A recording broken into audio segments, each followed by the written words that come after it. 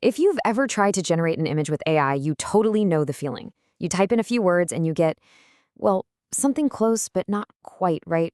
Well, we've moved way beyond those basic prompts. We are deep in an era of professional, high-control AI visual creation. And honestly, mastering it has become the new essential creative skill. Let's dive in. Remember those six-fingered hands? Or that skin that looked just a little too smooth, a little too plastic? That was the classic telltale sign of early AI. What's so wild about this is that it puts a real number on just how far we've come. Midjourney V7 went right after that problem, and as you can see, it cut down those hand errors by a massive 82%. The uncanny valley is shrinking, and it is shrinking fast. So, here's the game plan for this explainer.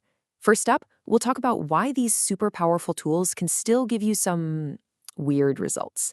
Then, we're going to survey the new landscape of specialized AI models. After that, we get to the really good stuff, the science of professional prompting.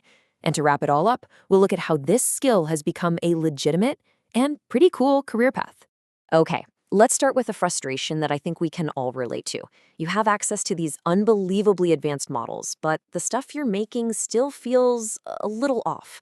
Let's break down exactly why that happens. Yeah, it's a super common experience.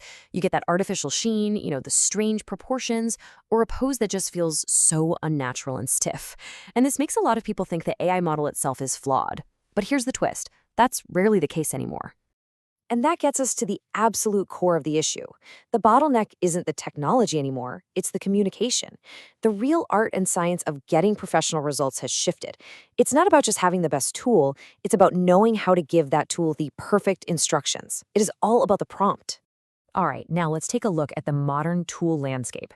Because the whole idea of one perfect AI model that does everything, yeah, that's officially a thing of the past. Today, it's all about specialization. Think of it like a professional photographer's camera bag. They don't just have one lens for everything. No way. They've got a specific lens for portraits, another one for landscapes, and a different one for those super close-up macro shots. It's exactly the same now for AI image generation.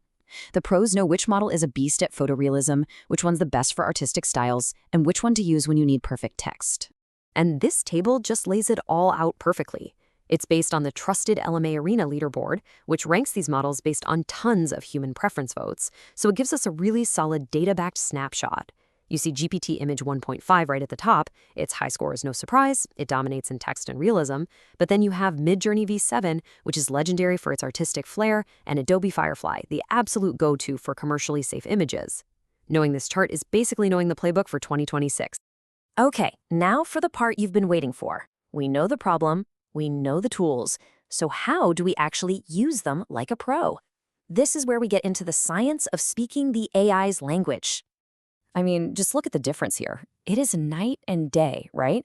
A woman in a cafe is just a vague wish. The result is going to be generic every single time. But the strong prompt, that's a detailed creative brief. It specifies her age, what she's doing, the location, a sunlit Parisian cafe, the lighting, the mood, even the photographic style. It leaves absolutely nothing to chance. And you know what's great? You can actually boil that awesome prompt down to a super simple, repeatable formula. This is the core framework that pros use: subject, action, style, and context. What's the main focus? What are they doing? What should it look like? And what's the overall vibe? Answering those 4 questions is the foundation of every single great prompt. Okay, but here's where it gets a little bit more complex. You can't just take that one perfect prompt and use it everywhere. Nope, the experts are clear. Prompting is now model-specific. Each AI has its own syntax, its own preferences, its own language, really. A great prompt for Midjourney might be a terrible one for Flux.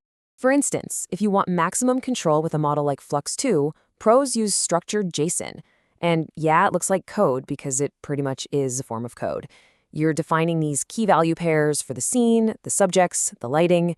This gives you surgical precision, which is absolutely essential for things like consistent product photography. Now contrast that with Midjourney V7. It's a totally different ballgame. It actually prefers short, high-impact phrases. You put the most important stuff right at the beginning.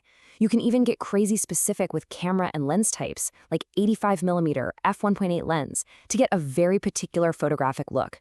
Then you use these little parameters at the end to control the style. See? 2 completely different languages aiming for a similar goal. So, getting really good at mastering all these different languages and frameworks, well, it isn't just a hobby anymore. It has become a valuable, in demand profession. Let's take a look at the actual career path of a prompt engineer. And hey, don't just take my word for it. This isn't some wild guess. This is coming straight from authoritative sources, like LinkedIn's own Jobs on the Rise report for 2026. It lists AI engineer and prompt engineer right up there at the top. The market has realized that the person who can effectively translate a human idea into machine instructions is incredibly valuable.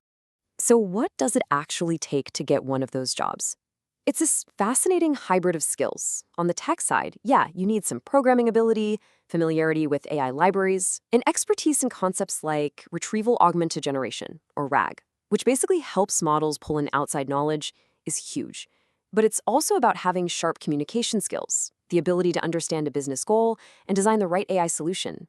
It's half tech wizard, half creative translator. And it gets even more interesting. Beyond a traditional salary, there's a whole booming creator economy just for the prompts themselves. On marketplaces like PromptBase and Prompt Hero, a perfectly crafted prompt is now a digital asset that you can actually sell. So, if you figure out a prompt that reliably creates amazing corporate headshots, for example, other people will pay you to use it. It's amazing. And all of this brings us to our final big question. We've seen AI image generation evolve from a fun novelty into a precise professional tool. So when the gap between a creative idea and a finished visual can be closed with just a few lines of expertly crafted text, what does that mean for the future of creativity? The role of the creative isn't disappearing, not at all. It's evolving into something new. The creative becomes a director, a strategist, an architect of ideas. The craft is no longer just in the hand, but in the mind.